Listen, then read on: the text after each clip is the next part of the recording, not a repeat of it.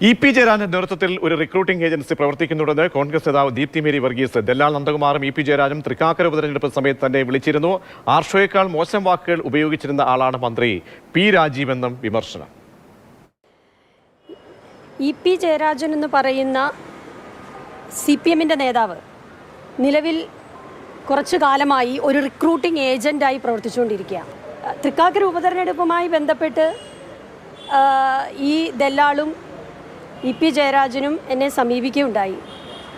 SFIയുടെ ഇടിമുറികളെക്കുറിച്ച് നമ്മൾ ചർച്ച ചെയ്യുമ്പോൾ അന്ന് പുറത്തുനിന്ന് അവിടെ പഠിക്കാത്ത പി രാജീവ് എന്ന DYFIക്കാരൻ എന്തിനായിരുന്നു എറണാകുളം മഹാരാജാസ് കോളേജിലെ ഇടിമുറിയിൽ വന്നിരുന്നത്, എന്തിനായിരുന്നു അവിടുത്തെ യൂണിയൻ ഓഫീസിൽ വന്നിരുന്നത് എന്നൊക്കെ വ്യക്തമായി അറിയാവുന്ന ആളാണ് ഞാൻ.